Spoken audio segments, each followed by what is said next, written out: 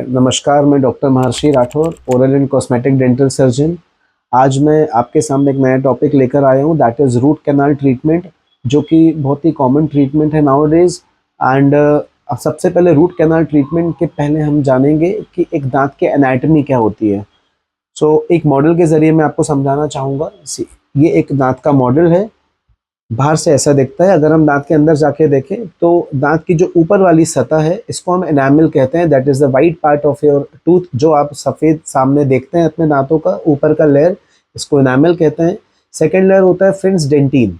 Dentin जो होता है वो एक मोस्ट सेंसिटिव पार्ट होता है आपकी बॉडी का, बहुत ज़्यादा इसमें सेंसिटिविटी होती है। एंड सबसे लास्ट में, सबसे आखिरी में आप बीचों बीच देखते हैं दांत की, जहाँ पर नसें एंड ब्लड सर्कुलेशन होता है, दैट इज़ कॉल्ड, इसको कहते हैं डेंटल पल्प।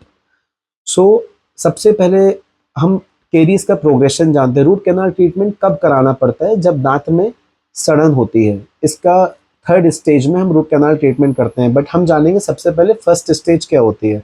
फर्स्ट स्टेज क्या होती है दोस्तों? जब ऊपर वाली सतह पे सड़न लगती है। इस स्टेज में पेशेंट को सिर्फ और सिर्फ अपने दांत में एक ब्लैक स्पॉट दिख सकता है।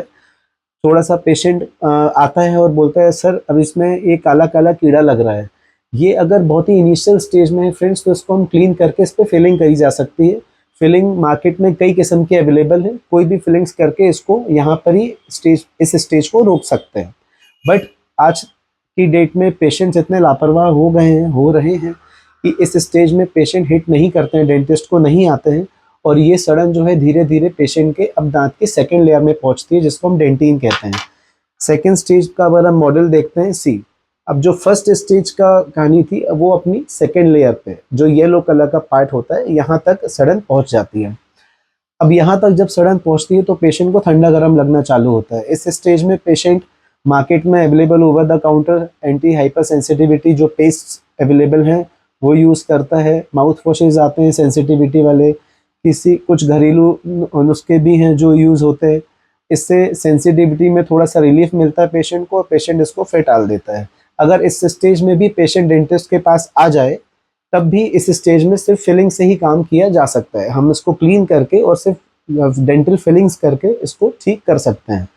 कम पैसे में, कम समय में ठीक हो सकता है। बट पेशेंट इस स्टेज में भी अगर डेंटिस्ट के पास नहीं आता है, तो फिर ये सडन थर्ड स्टेज तक, जिसको कि डेंटल पल्प बोलते हैं, वहां तक कहानी पहुंचती है। ये आप देखेंगे मॉडल में।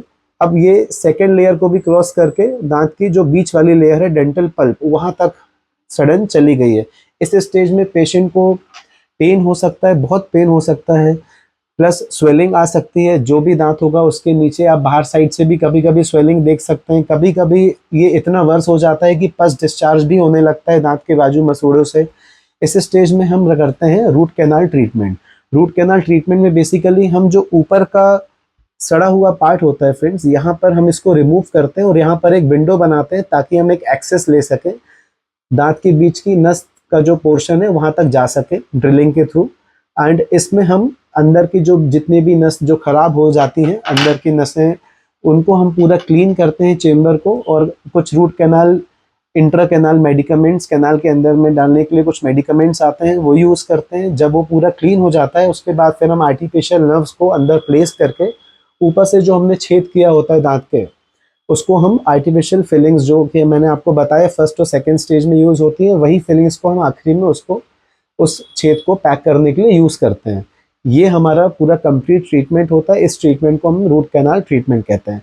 अच्छा, ये रूट कैनाल ट्रीटमेंट हो जाने के बाद जनरली पेशेंट फिर लापरवाह हो जाता है, वो पेशेंट दोबारा हिट नहीं करता। बट मैं आपको बताऊं, रूट कैनाल ट्रीटमेंट तब तक कंप्लीट नहीं है जब तक उसमें कैप ना लग जाए उस दांत पे, या मल्टीपल टीथ जिन जिन में रूट कैनाल हुआ है उसमें रूट कैनाल के बाद कैप अवश्य लगवाएं। मैं हर पेशेंट से यही आग्रह करूंगा कि रूट कैनाल ट्रीटमेंट के बाद कैप ज़रूर लगवाएं डेंटिस्ट के पास जाके, क्योंकि रूट कैनाल ट्रीटमेंट के बाद जो दांत होता है वो बहुत ब्रिटल हो जाता है और टुकड़े टुकड़े होकर गिर सकता है, झड़ सकता है।